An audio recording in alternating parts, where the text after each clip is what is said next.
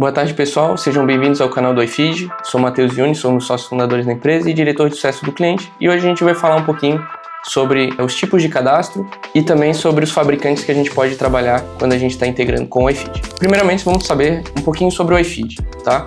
O iFeed, nós transformamos o Wi-Fi das empresas numa ferramenta de marketing, relacionamento e segurança. Então, como que vai funcionar basicamente esse acesso de quem está utilizando a rede de Wi-Fi de vocês quando estiver integrada com a plataforma do iFeed? O primeiro passo é o usuário, ele vai enxergar uma rede de Wi-Fi livre, ele vai clicar nela e vai subir uma tela que é o Captive Portal. Nesse segundo momento, vai ser apresentado para ele o tipo de cadastro que ele vai realizar. Então ele pode estar se deparando com um formulário, com outras integrações, voucher, por exemplo, para ele poder fazer esse acesso estar liberado. Depois ele é impactado por uma ação da marca, tá? Então vocês vão poder ter algumas telas para estar impactando ele, seja com uma campanha promocional ou uma pesquisa ou o que vocês precisam realizar. E depois disso, por último, o Wi-Fi é liberado. Tudo isso em conformidade com o LGPD e com o Marco Civil também. Então, todos os dados salvos, eles estão resguardados pelos termos de uso que a pessoa vai precisar passar e também todos os dados de acesso, eles são guardados para que a gente possa armazenar e passar toda a segurança necessária quanto aos relatórios de Marco Civil que vocês possam vir a precisar. Falando um pouquinho sobre os tipos de acesso, então a gente pode trabalhar de algumas maneiras diferentes, inclusive a gente pode trabalhar ao mesmo tempo com algumas delas em simultâneo. Então, por exemplo, a gente pode ter um formulário, então um formulário de cadastro comum, então vocês podem estar escolhendo e-mail, CPF, telefone, os campos que vocês vão exigir nesse cadastro. Nada disso é obrigatório, vocês conseguem montar de acordo com os dados que são mais relevantes para vocês. Hoje, muitos clientes da base trabalham geralmente com e-mail, nome, telefone, data de nascimento e sexo, mas fica aberto a fazer qualquer tipo de pergunta adicional ou até mesmo encurtar esse formulário. Outro ponto que a gente também pode trabalhar é através dos logins sociais. Então eu posso trabalhar com o Facebook, posso trabalhar com o Twitter, com o LinkedIn, por exemplo, onde ele já vai se logar nas redes sociais e vai trazer os dados para a gente dentro da plataforma. Outro ponto que a gente pode trabalhar é através de voucher, então códigos únicos que vocês vão gerar e passar para os usuários para eles poderem ter acesso. Quem não tiver aquele código não consegue acessar. Quem colocar o código que vocês liberaram vai ter acesso normal à internet. E também tem a parte de login e senha. Então vocês podem cadastrar um e-mail e uma senha, um CPF e uma senha, algo nesse sentido, para que também ocorra da mesma maneira. Quem tiver esse usuário e senha vai acessar, quem não tiver não vai. Então a gente também pode trabalhar muito parecido com essa questão do usuário e senha, mas sem fazer a inserção manual dentro da base do iFeed. A gente pode trabalhar com uma base externa. Então o iFeed integrando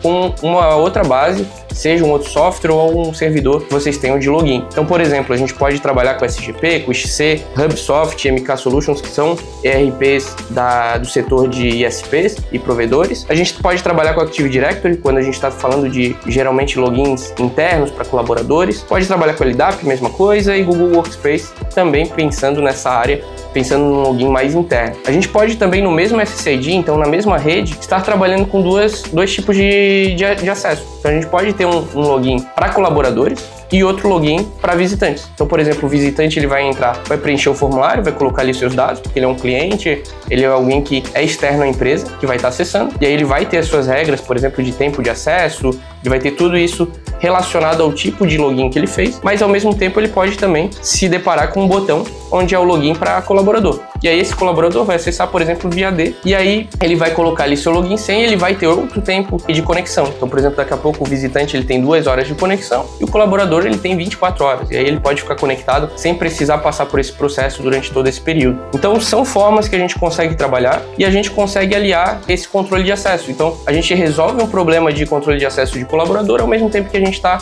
promovendo e dando Wi-Fi para os clientes. Tudo isso na mesma rede, sem precisar ficar escolhendo qual tipo de SSID ele vai utilizar.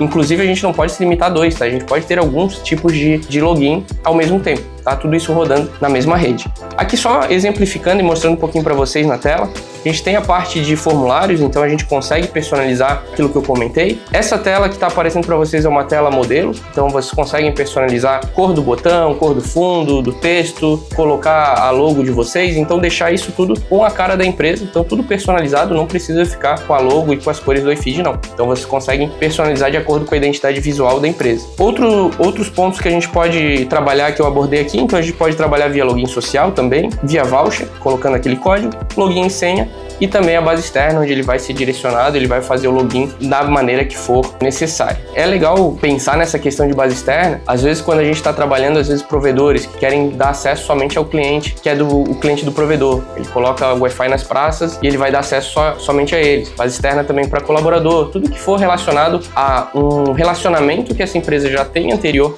com essas pessoas, com esses dados, seja ele de cadastro, seja ele numa base externa, vocês conseguem estar trabalhando dessa forma também, não necessariamente vocês vão precisar pegar sempre esse formulário e ir cadastrando essas pessoas ao longo do tempo. Para finalizar, a gente também vai falar um pouquinho sobre os fabricantes. Hoje a gente trabalha e a nossa plataforma é multifabricante. Então a gente já tem vários equipamentos, várias marcas e fabricantes integrados e a gente consegue trabalhar na mesma conta com mais de um fabricante. Então, por exemplo, eu tenho uma unidade aqui que trabalha com Cisco Meraki. Eu já tenho uma outra que trabalha com Aruba Central, por exemplo. A gente consegue estar integrando com cada um desses equipamentos e aí fazendo essa divisão. Então vocês vão na mesma dashboard fazer esse controle, seja de acesso, seja de criação de campanhas, tudo isso que já foi apresentado, mas independente disso, vocês vão conseguir cadastrar. Tem muitos clientes que às vezes, eu quero numa loja integrar com o FortiGate, que eu tenho meu firewall ali, em outra loja eu não tenho, mas aí eu tenho um Ruckus Smart Zone, por exemplo. E aí ele vai lá e integra de diferentes formas.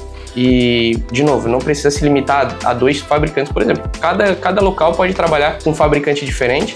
Inclusive, às vezes, no mesmo local tem mais de um, e aí a gente consegue, através, por exemplo, de um FortiGate, ter uma integração única para todos eles. Então, assim, a gente consegue sempre adequar e achar um cenário ideal para que vocês não se limitem e não tenham um painel diferente de acordo com o tipo de equipamento que vocês têm. Vocês conseguem centralizar todas as informações gerenciais e de campanhas dentro da mesma plataforma, e aí depois vocês vão trabalhando e fazendo as integrações necessárias em cada um desses locais. E para finalizar, eram esses os pontos que a gente ia abordar hoje. Espero que vocês tenham gostado. Se vocês tiverem alguma dúvida, comentem aqui embaixo pra gente. E também não esqueçam de se inscrever no nosso canal para estar de olho nas últimas novidades que a gente tem por aí. Muito obrigado e até a próxima.